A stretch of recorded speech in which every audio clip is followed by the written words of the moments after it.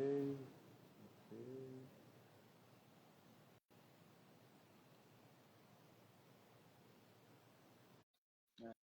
internet aqui de casa tá uma bosta lá.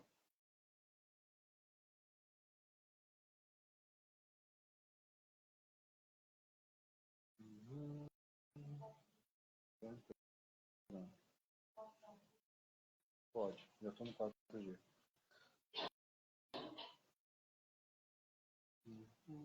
Te chamei aí, Bernardo, vê se aparece para você. Ah, apareceu. Será que agora vai? Agora vai, agora vai, agora vai. Acho que eu descobri a raiz do problema. Eu mudei aqui pro Wi-Fi também. Beleza, show de bola. O meu problema era o contrário. O meu Wi-Fi acabou quando eu abri a live e ele caiu.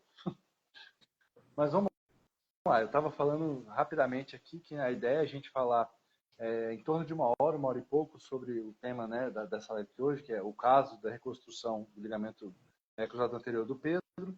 Essa live deve durar em torno de uma hora e pouco. Lembrando que quando der aproximadamente uma hora, a gente vai ter que parar e abrir a live de novo, se for necessário, porque senão ela não salva e eu não consigo resgatar o conteúdo de mídia para a gente trabalhar depois, porque com certeza vai sair muita coisa boa dessa nossa conversa aqui hoje.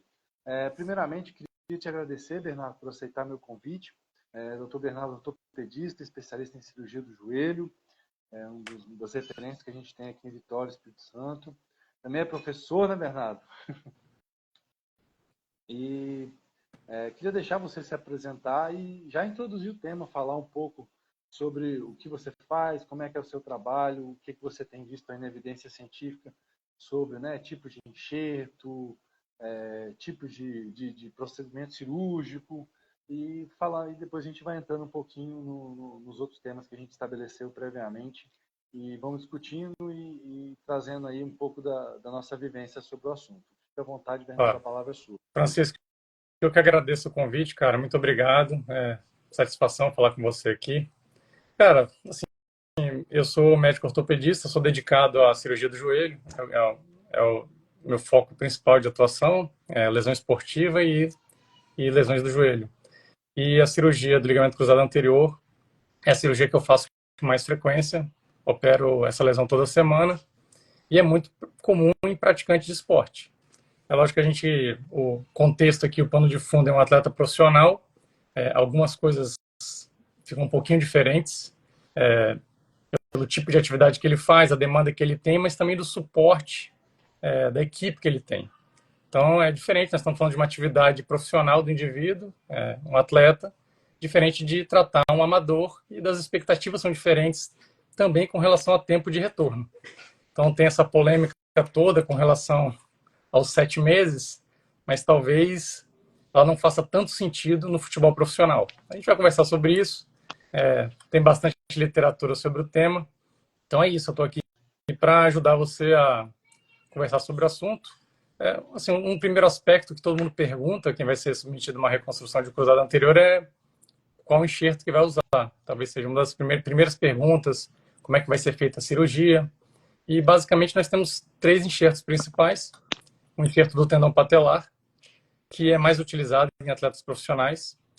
O enxerto dos flexores, que são o semitendino e o grácil, que é o enxerto mais utilizado atualmente no Brasil e no mundo como um todo, talvez seja o enxerto de preferência o mais utilizado.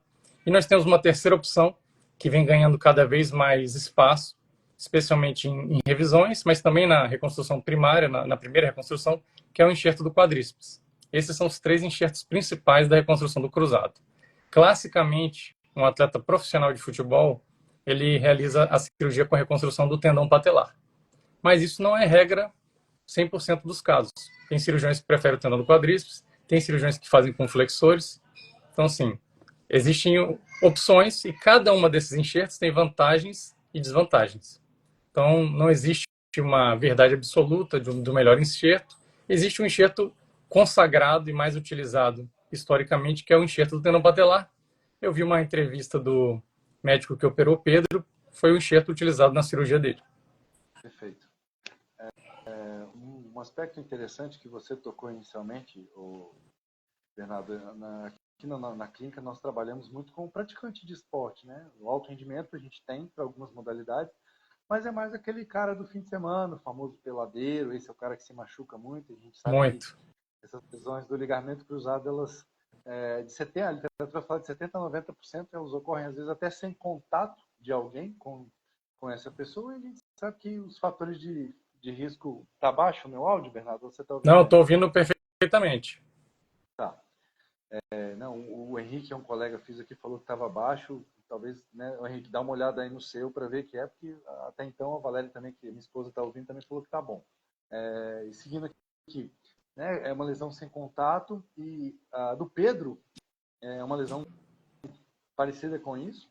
A gente tem, exatamente, eu observei a mesma coisa, eu vi o médico falando que foi uma cirurgia usando o terço médio do tendão patelar, e a via de regra no processo de reabilitação a gente também observa que para fatores de desfecho neurofuncionais e de percepção de melhora do paciente, são os enxertos que apresentam uma melhor resposta.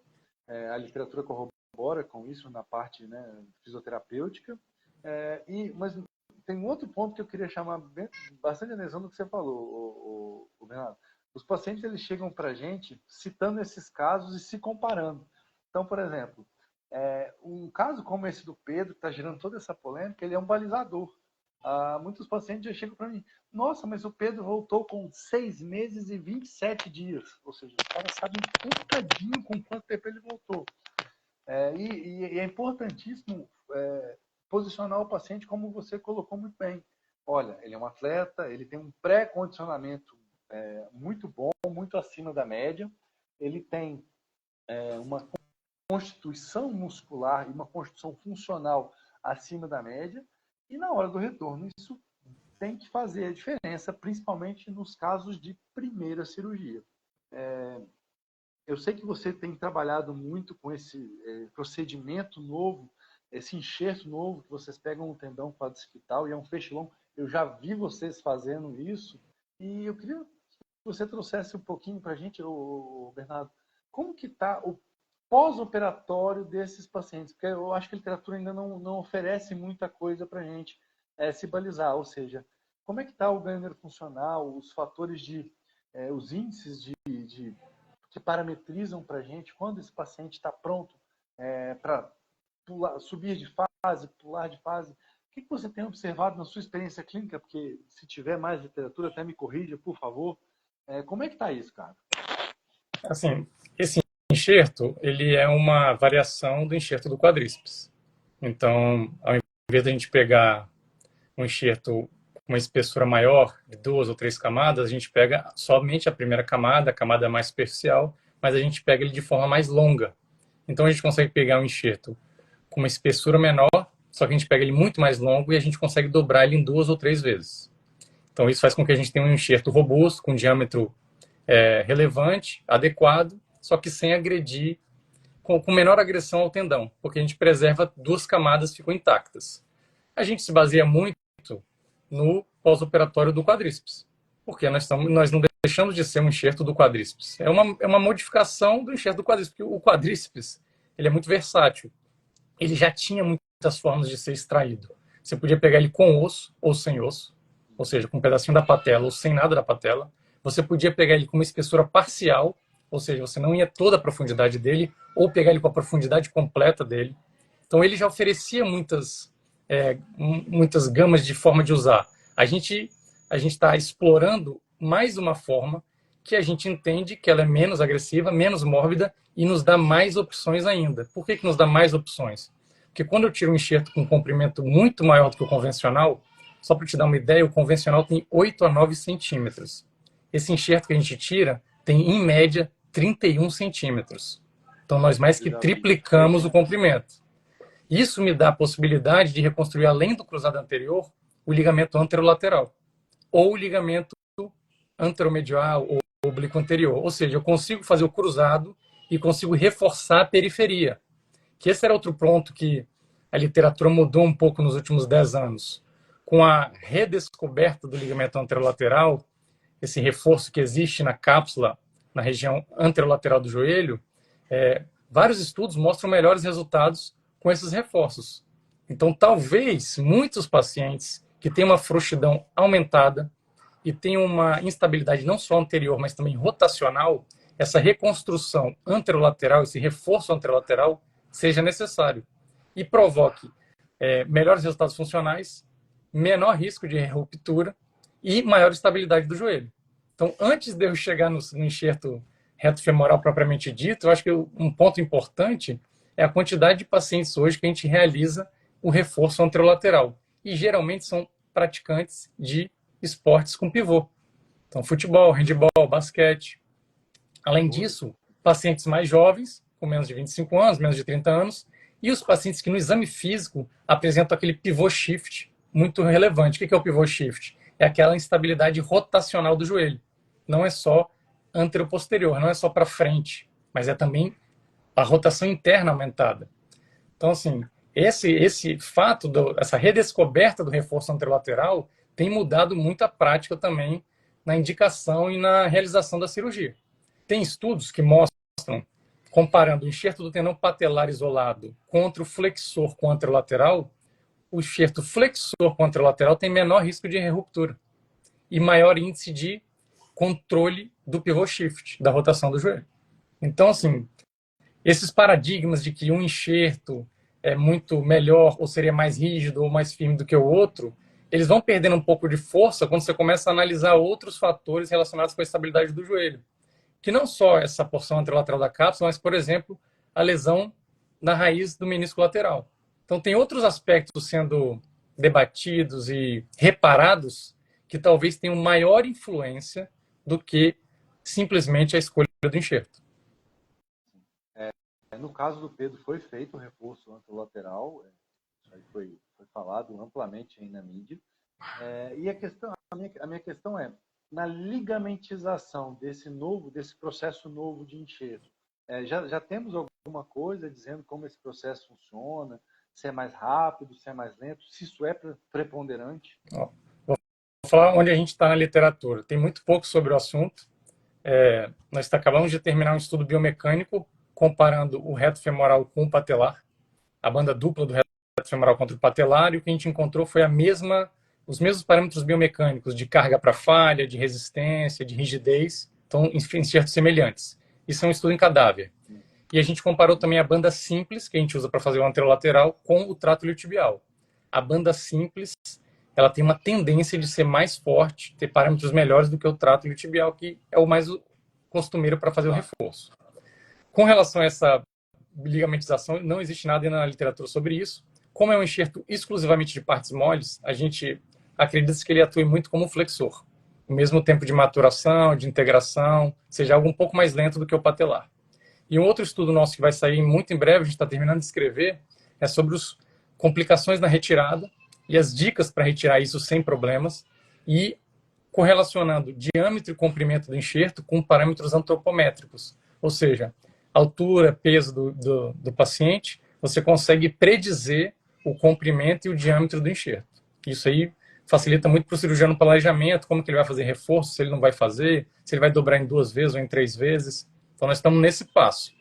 Tem uma série grande de casos para análise clínica, funcional, que, cara, mostra resultados assim, impressionantes com relação a scores funcionais e ruptura de enxerto. Isso ainda está em desenvolvimento.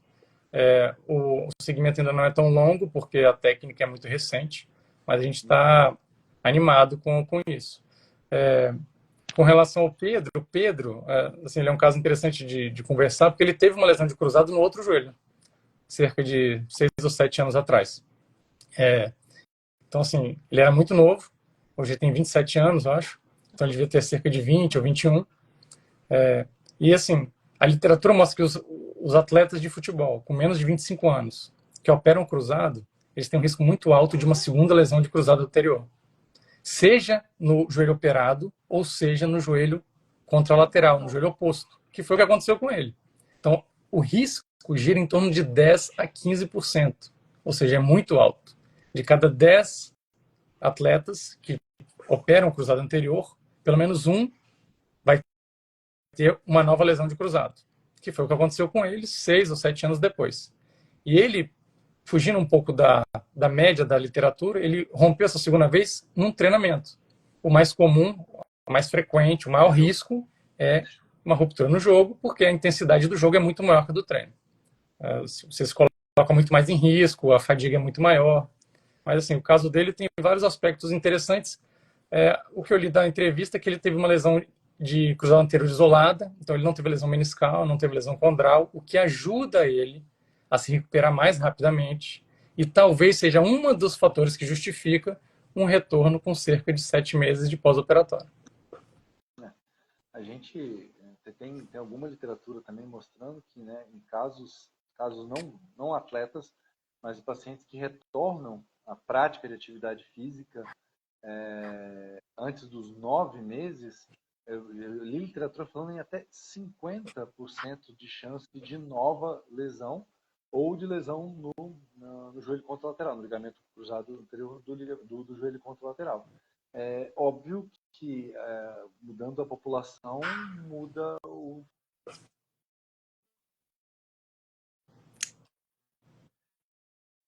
Mas aí tem outros fatores, sedentarismo, estilo de vida, sono, fatores psicossociais e por aí vai.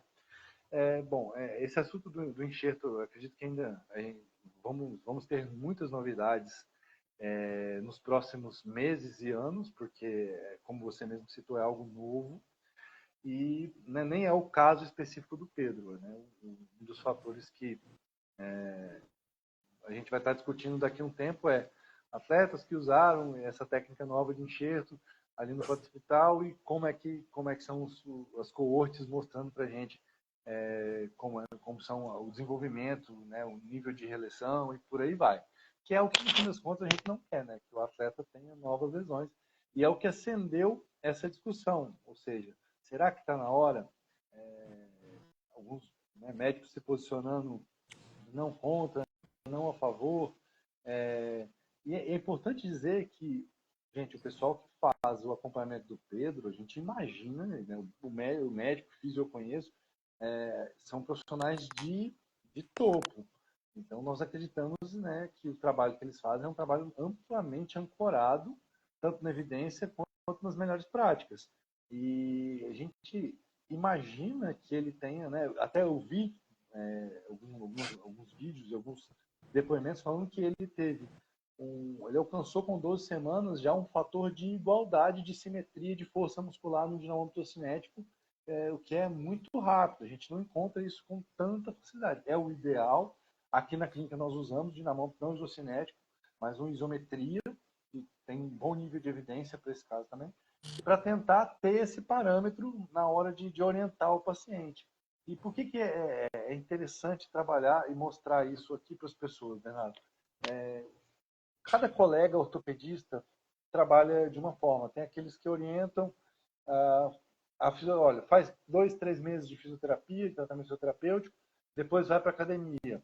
Tem aqueles que, não, olha, deixa a cargo do fisioterapeuta, ele vai te orientando e você vai fazendo os retornos e o médico usa os parâmetros que ele utiliza para entender o quadro do paciente e dizer, olha, está tudo bem, está dentro do esperado, está abaixo do esperado, está acima do esperado e por aí vai. E eu queria, né, puxando, já linkando esse assunto, que você me falasse um pouquinho do que você entende das fases, de como você trabalha essas fases de progressão. Com quantas semanas você acha que já é indicado trabalhar para academia? Porque o público que está assistindo a gente acaba que o objetivo dessa live é mais falar para as pessoas, para o público leigo. Então é importante que eles entendam, olha, em cada fase, o que eu tinha que estar fazendo? Quando é bom estar fazendo isso? Quando é arriscado? Quando eu não devo? Lidar com a ansiedade dos pacientes é um desafio para nós na fisioterapia, porque a gente fica constantemente com eles. E quando eles chegam para vocês, eles também chegam muito ansiosos. Porque eu já queria fazer isso, eu já sinto que eu posso fazer aquilo. Então eu queria o seu olhar sobre isso, meu querido. Assim, eu tenho duas formas, assim, eu explico para o paciente de forma bem simples. Nós temos dois parâmetros principais para definir a evolução da reabilitação. Um é respeitar a biologia. O corpo humano tem um tempo. Tem um tempo para cicatrizar a ferida, tem um tempo para integrar o enxerto, tem um tempo de maturação, tem um tempo de fortalecimento, de controle neuromuscular. Não adianta querer acelerar exageradamente esse processo, especialmente um atleta amador. Mas isso também vale para o profissional. A biologia tem que ser respeitada. O segundo ponto é que as fases de reabilitação, elas vão sendo vencidas ou você vai entrando em novas fases de acordo com você atingindo alguns objetivos. Então, o tempo, ele é só uma estimativa. O tempo não é o principal. Então, a fase X, você entra nela com 10 semanas. Mas você entra nela com 10 semanas se você tiver atingido determinados objetivos. Você consegue fazer tal atividade sem dor, o edema está controlado, você consegue uma amplitude de movimento de 0 a 120 graus. Então, assim, existem parâmetros que determinam se você vai avançar para a próxima fase ou não. E o fisioterapeuta é o profissional mais habilitado para verificar isso, porque está com o paciente 2, 3, 4, 5 vezes na semana, que vai saber julgar se ele está apto ou não para avançar de fase, ou se ele vai precisar de ficar um pouco mais tempo nessa fase antes de progredir. Então, assim, eu acho que a ajuda do fisioterapeuta é fundamental para o sucesso da reabilitação e da reconstrução do cruzado anterior. E tem um momento, quando o indivíduo está avançando, que o educador físico nos ajuda muito, porque ele consegue colocar o fortalecimento, os exercícios de maior intensidade em conjunto com o fisioterapeuta. Eu gosto muito que, na verdade, que eles trabalhem em conjunto e, na verdade, consigam conversar para alinhar a progressão do tratamento. Então, se o fisioterapeuta, o educador físico e o médico, o cirurgião, conseguem conversar e explicar o que cada um está percebendo da evolução do paciente, eu acho que ele é muito beneficiado, cara. E você pensa bem, um atleta profissional, essa integração, ela é extremamente forte. Ela é muito frequente. Às vezes, o médico e o físico se falam diariamente sobre a progressão do paciente. Então, eu vivi isso nas minhas convocações com a seleção brasileira. E você tem ajuda de outros profissionais. O fisiologista pode ajudar, o analista de desempenho pode ajudar. Então, é algo extremamente bem feito para que o atleta profissional atinja o ápice da sua performance. E é por isso que atletas profissionais, via de regra, retornam mais rápido do que atletas amadores. Pedro não foi o primeiro e não vai ser o último. Tem vários estudos na literatura mostrando o retorno médio de um atleta profissional em 7 meses e meio. Não é porque alguns estudos em amadores mostram que existe uma redução grande de lesão se ele voltar após 9 meses, que isso precisa ser transportado para o atleta profissional. Eu acho que essa confusão é muito grande até entre colegas, até entre profissionais de saúde. Mas, assim, as populações são diferentes. Um amador esperar um pouco mais faz sentido, porque ele tem mais tempo para ganhar controle neuromuscular, equilíbrio, força, segurança. Às vezes, o profissional já atingiu todos os marcos muito mais cedo. Então, o profissional está o tempo inteiro dosando risco e benefício de avançar e de voltar a treinar e de voltar a jogar. Enquanto o amador, a gente pode ser um pouco mais cauteloso, porque aquilo ali é um hobby, não é a profissão do indivíduo. Eu acho que é dessa forma que eu encaro. Eu acho que a maioria dos fisioterapeutas, eu acho que concordam com essa. A maioria dos que eu tenho contato, que eu converso, concordam com essa visão. Isso que você disse é extremamente importante, Bernardo. Primeiro, para posicionar as pessoas que vão ter acesso a esse conteúdo um dia e vão estar olhando e falando assim, eu sou... Qual perfil eu tenho? Eu sou um atleta praticante, eu sou hobby, eu sou profissional. É preciso entender, é preciso que o grande público entenda que a individualidade biológica e a individualidade de treinamento, elas têm que ser levadas em consideração. Inclusive, a própria fator idade, né? Um idoso não vai se recuperar da mesma forma que um jovem de 20, 30 anos. De 20 para 30 anos já vai ter diferença, provavelmente, entendeu? Somente mulheres, né? E que a taxa hormonal varia com maior variabilidade mesmo, então pode ser um fator que tem que ser levado em consideração. Eu voltei agora em início de fevereiro, eu fiquei 8 meses em São Paulo trabalhando numa equipe de voleibol da Superliga Nacional, que é o Viapol São José. E lá, o médico e eu, a gente era sócio. A gente saía para tomar cerveja toda semana, porque realmente a conversa é diária, cada caso é um caso. A gente, graças a Deus, conseguiu implementar um trabalho de prevenção bacana e não tivemos nenhum caso na equipe, nem no adulto e nem no sub-21, que eram os que estavam nossa responsabilidade, torno de 38 atletas, mas nessa modalidade de voleibol é comum termos as lesões do ligamento cruzado anterior com bastante gravidade, porque os movimentos em pivô acontecem com uma intensidade muito alta. Então, a gente tem atletas que usam hoje joelheiras ultra articuladas, mesmo tendo passado por um excelente processo de reabilitação, uma cirurgia excelente, um reforço excelente, mas a demanda que o esporte de alto risco tem, ela é muito alta. Queria te perguntar sobre pré-cirúrgico. Qual a sua opinião sobre pré-cirúrgico, Bernardo? Antes eu vou falar só eu vou apresentar um caso sobre atleta amador de futebol daqui a umas 2 semanas, numa reunião online da Sociedade Brasileira de Joelho. E 2 dados que eu vi recentes em 2 publicações dos últimos 2, 3 anos. Uma equipe de ponta da Champions League, ela tem em média uma lesão de cruzado a cada 2 temporadas. Ou seja, atletas hiper bem treinados, com todo o suporte, uma equipe pode esperar uma lesão de cruzado a cada 2 temporadas. E um outro dado que eu vi, um acompanhamento das 8 principais ligas europeias, Inglaterra, Espanha, França, mostrou um risco, um índice em 3 temporadas, um risco de 1,5% de lesão de cruzado anterior. Ou seja, não é desprezível, é um atleta a cada 70 atletas sofre uma lesão de cruzado. Com relação à fisio pré-operatória, eu sou adepto, eu gosto muito, eu acho que facilita muito o pré-operatório, o pós-operatório inicial. O indivíduo consegue avançar muito mais fácil para ganhar movimento, ganhar confiança no joelho. E existe alguma literatura que já corrobora com isso, com melhores resultados funcionais, pelo menos nos primeiros 4 a 6 meses, o indivíduo tem benefício disso. Eu acho que ele entra na cirurgia com menos dor, com menos inchaço, com ativação muscular melhor. Então ele tem menos inibição artrogênica do quadríceps, ou seja, o quadríceps funciona mais rapidamente. Eu acho que beneficia muito. Eu acho que nem precisa ser tanto tempo.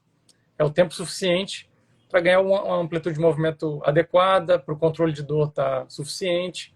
Mas eu acho que é muito interessante, cara. Eu gosto muito dessa abordagem. A gente tem o Thiago aí comentando que fez o pré-operatório e sentiu que ajudou bastante. A evidência que a gente tem hoje é moderada para 2 desfechos. Para melhora de função neuromuscular e para melhora de percepção de melhora em autorrelato dos pacientes, são os questionários de autorrelato, né? Então, eu acredito que essa evidência dá uma tendência para a gente de ser interessante, ser adequado até usar, né? Óbvio que ela pode melhorar, pode nos dar mais certeza de que é realmente o melhor a ser feito, mas eu acho que existe uma indicação de que é um bom caminho. E Sim, isso é importante, porque a melhor evidência disponível no momento é essa.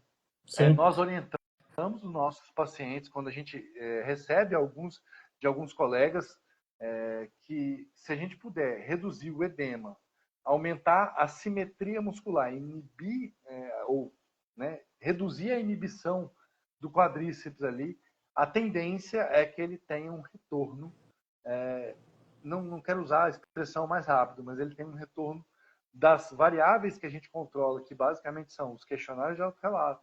A gente usa Hope Test para avaliar força e potência, a gente usa um teste T para avaliar agilidade, e a gente usa dinamometria para avaliar força, são os nossos balizadores aqui na clínica, para que a gente tenha os melhores scores e os melhores parâmetros, né? E o mais rápido, sim, possível, que é justamente o que diferencia o atleta do alto rendimento. O que aconteceu com o Pedro, e aí eu já vou entregar um pouco do ouro aqui agora, é que ele atingiu todos esses parâmetros, ou seja, menos de 10% de simetria muscular e de perimetria, menos de 10% nos Hope Tests, menos de 11,5 segundos no teste T, e scores acima de 80 pontos, tanto no Visa A quanto no IKDC, que são os questionários que a gente utiliza. E aí, obviamente, eles abreviaram o retorno dele dentro de um período que ele consegue jogar, porque ele não consegue jogar 90 minutos, e isso é importante se dizer. Ele está apto a um período de tempo do jogo, Então, ele não voltou, voltou. Não, ele está apto a um período dentro do jogo. E isso faz parte da estratégia de recuperação do atleta. É isso. O tempo de prática, de jogo, a minutagem que a gente chama, né? Quando o indivíduo retorna ao esporte, quando o atleta retorna, ela é sempre diminuída. E ela vai progredindo gradualmente, e o fisiologista, o preparador físico, o fisioterapeuta, todo mundo controla muito a carga, verifica cansaço, esforço, e isso só vai se estabilizar no segundo ano pós-reconstrução, que ele vai chegar próximo da sua melhor performance. Então, não é algo imediato, eles estão fazendo com todo cuidado, e assim, o resumo é esse, você não pode usar só o tempo. Eu vi muita gente emitindo opinião baseado somente no tempo, que é menos de 9 meses. Mas a opinião não é só isso, né? São, assim, todos os outros fatores estão contemplados. O joelho está estável nos testes clínicos. Gaveta, LACMA, o joelho está bom. O paciente está sem dor, o atleta está sem dor. Os testes funcionais, todos acima do que do recomendado, do minimamente recomendado para o retorno. Prontidão psicológica. O atleta está confiante para voltar. Se você junta tudo isso e está tudo favorável, não necessariamente um atleta profissional precisa esperar 9 meses. Essa que é o resumo da situação é essa. E a equipe médica do Flamengo é uma equipe de altíssimo nível, assim como todos os profissionais que estão ao redor, fisioterapeuta, fisiologista, educador. Assim, nós estamos falando de um dos principais clubes do Brasil, um nível de competição internacional. Então, assim, o Pedro é um atleta de seleção brasileira. Existe risco? Existe risco porque o futebol tem risco de lesão. Como eu falei, cerca de 10 a 15% de uma segunda lesão no indivíduo que já operou. Mas, assim, ao mesmo tempo, o atleta profissional de futebol ele tem um índice de retorno ao esporte muito alto. Alguns trabalhos falam em 95%, 97%. Então, ele volta muito ao esporte, muito mais do que o amador. Sim. As séries mostram 80%, 85%. Já existe uma diferença aí de saída. Além disso, além de voltar, existe um segundo passo, que é voltar no mesmo performance anterior. Essa é um pouco mais difícil. Então, desses 95%, 97% que retornam a jogar futebol, nem todos alcançam o mesmo nível de performance anterior. O Pedro tem tudo para alcançar. Torço para que ele faça isso e acredito que ele vai conseguir. A literatura mostra que isso gira em torno de 65% a 70% dos atletas profissionais. Saiu na BMJ em fevereiro agora um estudo que eles com 500 atletas, e aí a minha primeira crítica do estudo é que ele começa com 500 e termina com 160, 170.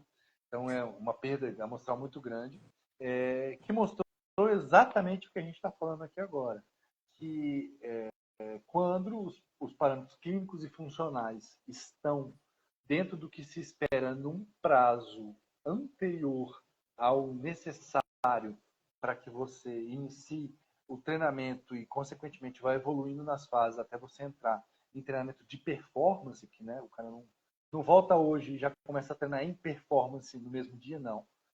Aí, obviamente, os profissionais de educação física são as melhores pessoas para abordar o tema, os fisiologistas e todo mundo que está envolvido com o treinamento vai poder falar até melhor do que a gente.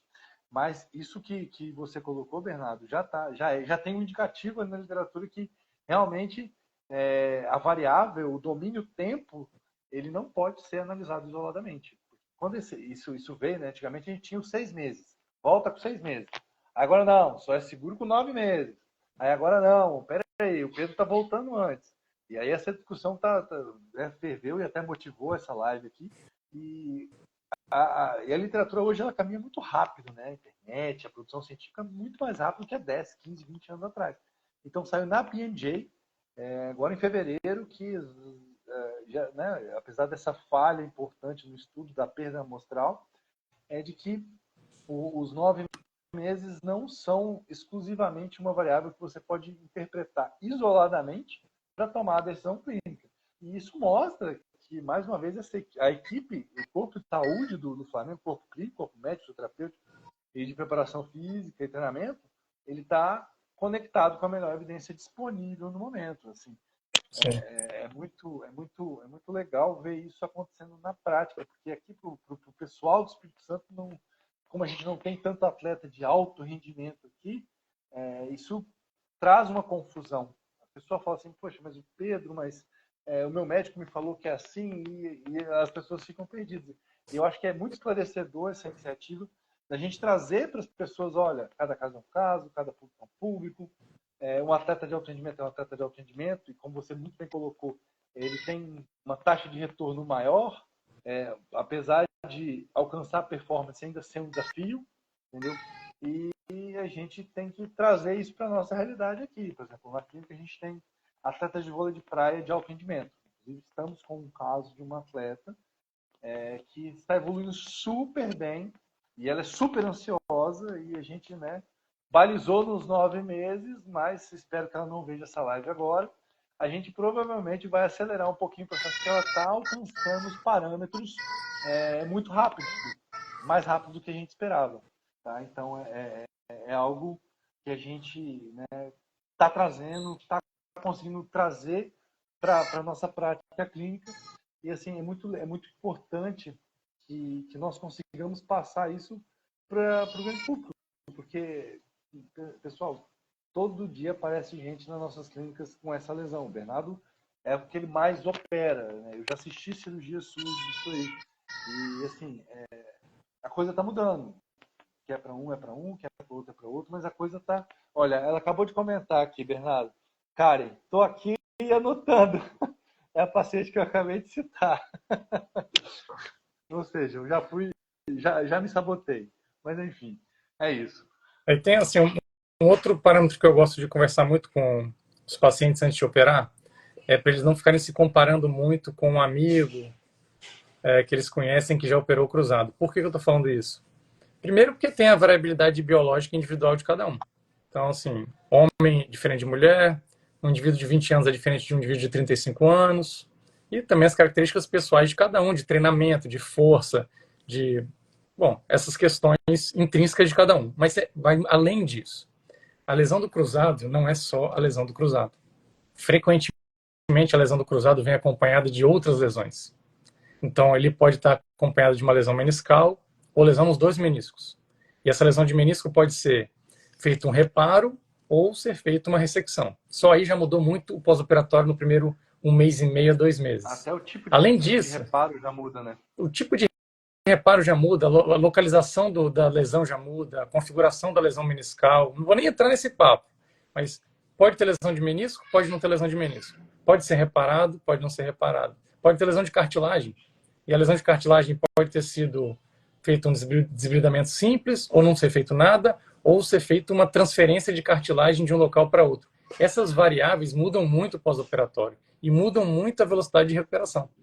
Então, assim, é muito difícil comparar as pessoas entre si, porque as lesões são diferentes e os procedimentos cirúrgicos são diferentes. Então, assim, eu gosto muito de conversar isso com o paciente para ele focar na recuperação dele, para ele evoluir, para ele fazer um passo de cada vez, ter atenção ao que o fisioterapeuta conversa com ele e progredir gradualmente. Fazendo isso, geralmente a pessoa obtém um bom resultado. Um joelho estável, sem dor, e que permita ele voltar às atividades do dia a dia e voltar ao esporte. Então, não é 100%, mas ela é uma cirurgia segura e eficaz. Tem um período de reabilitação que tem que ser seguido. Os indivíduos que abandonam a reabilitação pela metade não têm o mesmo resultado daqueles que são mais persistentes. Isso é bem claro na literatura e no consultório. Então, assim, o meu recado principal aqui é que é uma cirurgia importante para o indivíduo que deseja continuar praticando esporte. Ela tem um potencial de proteger o joelho de lesões secundárias, de menisco, de cartilagem, e aumenta a sua possibilidade de praticar exercício. E se feita de maneira adequada, preparada, o paciente ciente do que vai acontecer e de como vai ser a reabilitação, melhores resultados ainda. Fisioterapia de boa qualidade, educação física, educador físico, o fortalecimento a posteriori regular, constante, fazem grande diferença no resultado final. tenho a obrigação de, obviamente, corroborar, porque eu realmente acredito em tudo que você disse. É importante que as pessoas entendam que quando elas chegam nos nossas clínicas, nos nossos consultórios, elas não são vistas como joelhos, elas são pessoas. Então, Exato. o indivíduo ele tem que ser visto, e até isso a gente mensura na clínica, que são as yellow flags, né? Como é que está a ansiedade, como é que está a depressão, porque esses fatores também vão influenciar no pós-operatório. Entender que existem etapas, que elas têm tempo realmente, né, que não é a variável, mas é um indicativo para a gente, é um farol, é uma luz, mas não é engessado. A gente, obviamente, tem flexibilidade, desde que a maior parte dos parâmetros permita que a gente avance. É fundamental o que você citou hoje da comunicação. A gente luta na clínica para realmente conseguir enviar relatórios, colocar esses parâmetros em algo que os nossos colegas ortopedistas consigam ver o que a gente está fazendo, como o paciente está evoluindo, para que a gente possa discutir.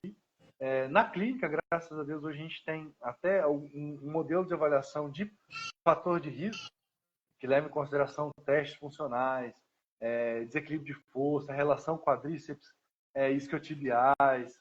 Tudo isso a gente faz, graças a Deus, a gente está conseguindo cada vez mais trazer isso para o grande público, porque antigamente eram coisas que só o alto rendimento via. E a gente traz hoje, para quem quer ter uma prática segura de exercício, a gente consegue trazer isso para o grande público. E mais do que nunca, a multidisciplinaridade. É fundamental que o paciente entenda que todo mundo precisa conversar. Ele, o médico, o fisioterapeuta, quem vai fazer a parte física dele, e tudo isso tem harmonia, que não adianta, né, ter 4 pessoas na canoa e cada um remar numa direção. Isso aí geralmente não dá um bom resultado. Bernardo, assim, eu queria abrir, se tiver mais alguém aqui na live que queira fazer perguntas, a gente ainda tem um tempinho legal aqui para responder algumas perguntas. Eu sei que a Karen está aqui, né? Amanhã ela já vai estar me perturbando, né? Eu quero voltar mais rápido. Mas perguntem, aproveitem a oportunidade, gente. O Bernardo, cara excepcional, tem uma gigante bagagem na área e tanto, né? E para mim é um grande diferencial o seu, Bernardo, que você é um cara científico, um cara que está produzindo literatura científica, é um cara que está com a mão na massa, entendeu? Isso já separa muito o joio do trigo. Às vezes a gente tem um cara que é muito pesquisador, mas não está ali na clínica, e você ensina isso. Então é uma tríade fenomenal. Te parabenizo de coração por poder trazer você hoje para falar, para quem for assistir esse público, para quem está assistindo a gente agora. De coração, muito obrigado. E, pessoal, perguntem, aproveitem que o homem está aí disponível para vocês. Eu agradeço muito a gentileza, Francisco. Eu tenho, assim, uma experiência prévia com futebol feminino e eu tenho muitas pacientes do sexo feminino. As mulheres, elas têm um risco de lesão cruzado maior do que os homens. Cerca de 2 até 8 vezes, dependendo da literatura. Fica ali ao redor de 3 a 4 vezes. E isso também é verdade no risco de novas lesões, depois que elas reconstroem o cruzado. Então, aquele número que eu falei, cerca de 10%, chegando a 15%, ele é verdadeiro para o sexo masculino. As mulheres têm um risco de entre 20% a 25%, ou seja, o dobro. Então, as mulheres talvez tenham que ter um pouco mais de paciência para o retorno ao esporte. E eu tive uma convocação com a Seleção Brasileira de Futebol Feminino, acho que foram acho que 8 ou 9 no total. Uma delas, uma convocação longa para um campeonato mundial. Cerca de 21 atletas ou 22 atletas no total. Eu tive, durante a convocação e o campeonato, 3 lesões de cruzado anterior. Era uma categoria de base da Seleção Brasileira. Da Seleção Brasileira de Futebol. De outras seleções. Não, da Seleção Brasileira de Futebol. Eu entendi, mas eu queria saber, como você falou, eu fiquei na dúvida se foi da Seleção Brasileira ou se foi no torneio, contando 3 lesões para todas as seleções. 3 lesões na equipe que eu era o médico. Ixi, Maria. Então, assim, você vê a junção de vários fatores. Sexo feminino, atletas de muito baixa idade, era juvenil, era sub-17, e um torneio de altíssimo nível de competitividade, né? As melhores seleções, 16 melhores seleções do mundo de futebol. Então você vê como o sexo feminino tem um risco. Houveram lesões também em outras seleções, tá? Não foi só na seleção brasileira, outras equipes, outros países também tiveram lesões de cruzado. Mas você vê como é que esse risco está presente na atleta do sexo feminino, especialmente na atleta de futebol. O via de regra, né, o futebol é um esporte que tem muito movimento em pivô, né, e aí acaba que essa é a maior fragilidade que o cruzado anterior apresenta para esse tipo de lesão, que é o que a gente quer sempre evitar. Desculpa, você quer falar mais uma coisa, Bernardo? Perdão. Não, era isso. A mudança de direção é muito súbita e o esporte é muito imprevisível. A imprevisibilidade é assim, intrínseca ao esporte. Então, a mudança de direção é muito súbita, desaceleração e aceleração muito rápida, é muito frequente o pivô, o giro em cima do joelho. No voleibol, que é o esporte que eu, né, inclusive até fui atleta profissional desse negócio, a gente observa alguma literatura, né, e eu acabei revisando muito isso nesse período que eu estive lá em São José dos Campos, que já existem algumas estratégias de prevenção que envolvem, por exemplo, treinamento de estratégia de aterrissagem. Um estudo bem voltado para atletas de voleibol, bem interessante, e a gente passou a implementar lá, que era como você tem que cair, como você tem que posicionar o tronco, se você cair com uma perna só, como você tem que fazer, se você cair com as duas, que é o melhor, né, porque você tem uma distribuição de carga e uma distribuição de demanda maior entre as articulações, aí você acaba tendo um fator de risco menor.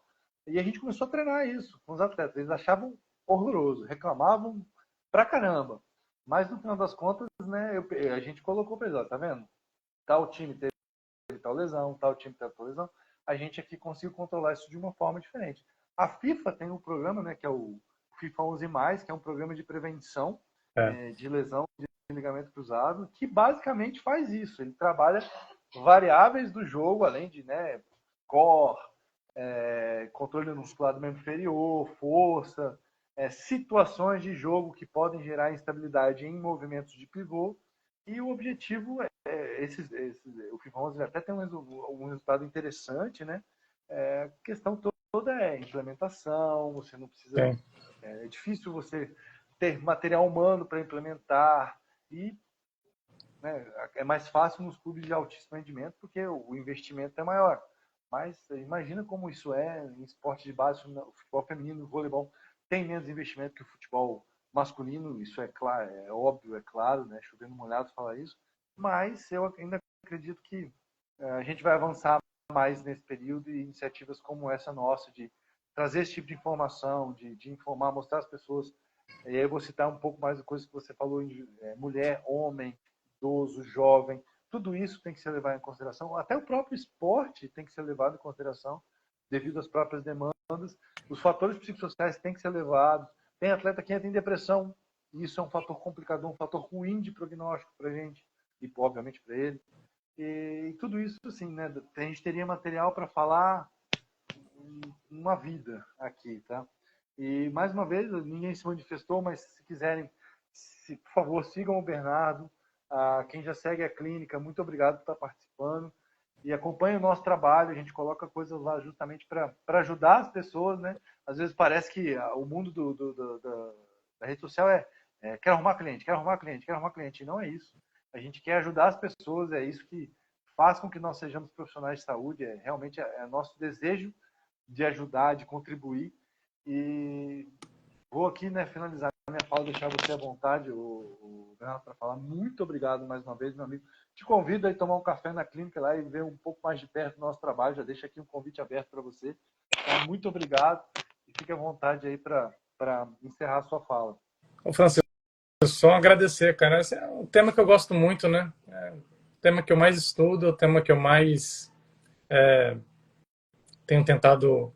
Tem uma linha de pesquisa sobre isso, né? Sobre lesão ligamentar, sobre esse enxerto novo, sobre outras possibilidades.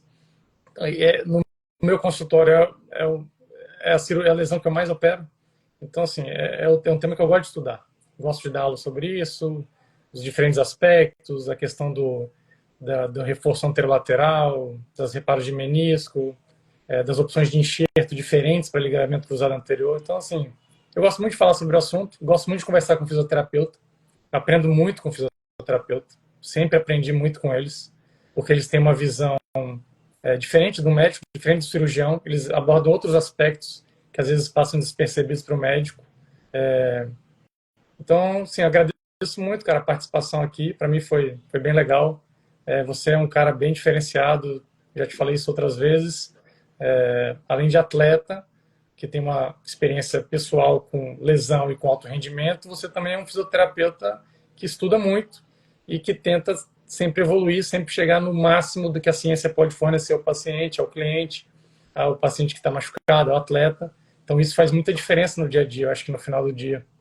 Então é isso, cara. Muito obrigado pelo convite, foi uma grande satisfação participar aqui contigo. Obrigado quem participou aqui, quem estava nos ouvindo. Fico à disposição. Muito obrigado, Bernardo. Com certeza faremos mais vezes, toda vez que a gente achar abertura para temas que podem contribuir para a sociedade, para atletas que são, né, tanto o praticante do alto rendimento ao recreativo, que são o maior público que eu tenho hoje na nossa clínica, e né, que eu acredito que sejam os que muito apareçam para você também. E pode ter certeza que eu não vou hesitar em te convidar novamente e também me coloco à disposição caso você acredite que eu possa contribuir em alguma coisa. Muito obrigado. Valeu, Bernardão. Um abraço. Vou fechar a live aqui, vou salvar e depois vou te mandar o arquivo também, tá, meu amigo? Legal. Um abraço. Combinado. Boa noite, pessoal. Valeu, pessoal. Tchau, tchau.